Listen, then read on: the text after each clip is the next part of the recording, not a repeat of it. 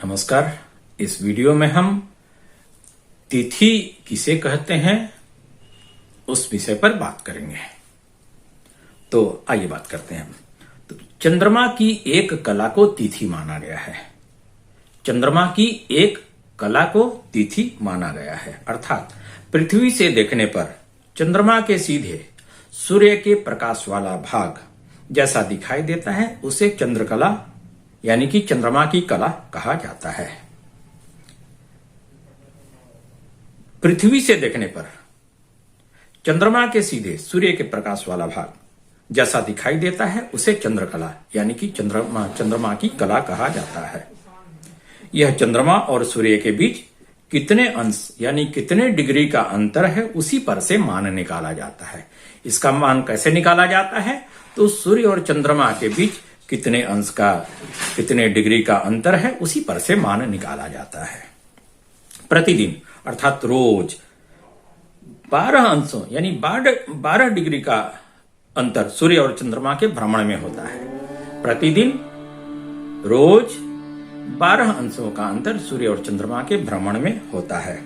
यही अंतर अंश का मध्यम मान है। मध्यम मान कितना है? 12 अंश यानी कि 12 डिग्री। चंद्रमा की कला धीरे धीरे एक चांद्रमास अर्थात 29.5 दिन में बदलती रहती है।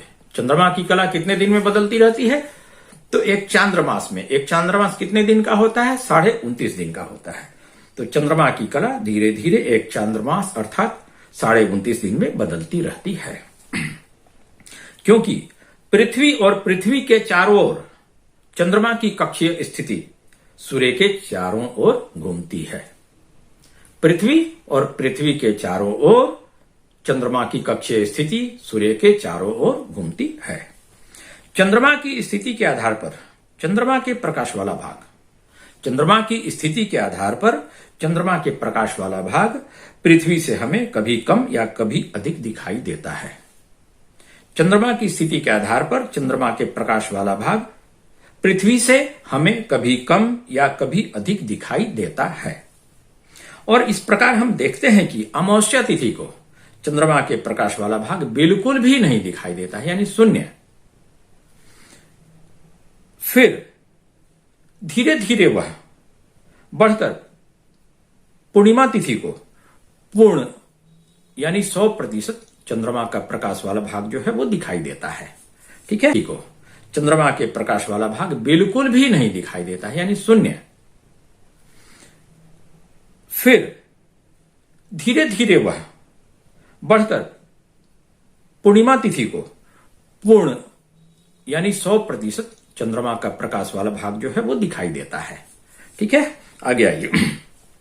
सूर्य और चंद्रमा की दूरी फुट या गज या माइल्स में तो नापी नहीं जाती है, बल्कि सूर्य और चंद्रमा की दूरी डिग्री या अंश में नापी जाती है। पृथ्वी सूर्य के चारों ओर घूमती है और चंद्रमा पृथ्वी के चारों ओर घूमता है। पृथ्वी सूर्य के चारों ओर घूमती है और चंद्रमा पृथ्वी के चारों ओर घूमता है। इसी भ्रमण के चक्कर में कभी तो पृथ्वी से देखने वाले को चंद्रमा तथा सूर्य एक ही डिग्री या एक ही अंश पर दिखाई देते हैं और कभी 180 डिग्री के अंश पर 180 डिग्री या 180 अंश की दूरी पर दिखाई देते हैं। जिस दिन सूर्य और चंद्रमा एक ही अंश यानी एक ही डिग्री पर आ जाते हैं वह दिन अमावस तिथि कही जाती है। जिस दिन सूर्य और चंद्रमा एक ही डिग्री यानी एक ही अंश पर आ जाते हैं वह अमावस तिथि कही जाती है।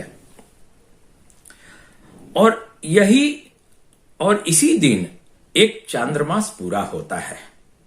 जिस दिन अमावस तिथि होती है उसी दिन एक चांद्रमास पूरा होता है। फिर वहां से रोज 12 अंश की चाल चलता हुआ चंद्रमा आगे बढ़ते जाता है। कितने अंश की चाल चलता हुआ चंद्रमा आगे बढ़ते जाता है? अमावस के बाद से 12 अंश की चाल चलता हुआ चंद्रमा आगे बढ़ता जाता है। यह जो रोज 12 अंशों की चंद्रमा की चाल है यही चंद्रकला अर्थात तिथि कही जाती है। यह जो रोज 12 अंशों की चंद्रमा की चाल है यही चंद्रकला अर्थात तिथि कही जाती है। आगे बढ़ते बढ़ते यह चंद्रमा और सूर्य की दूरी 15वें दिन, अमावस के बाद 15वें दिन 180 डिग्री 180 अंश के पर पहुंच जाती है, दोनों के बीच का अंतर जो होता है, और यही फिर पूर्णिमा तिथि कही जाती है। चैत्र शुक्ल प्रतिपदा से संवत्सर को एक चांद्रमास पूरा होता है। इसी कारण आप देखेंगे कि पंचांग में अमावस्या के आगे 30 लिखा होता है और पूर्णिमा के आगे 15 लिखा होता है। तिथि के बारे में इस वीडियो में इतना ही। फिर हम लोग किसी दूसरे विषय पर अगले वीडियो में बात करेंगे। धन्यवाद।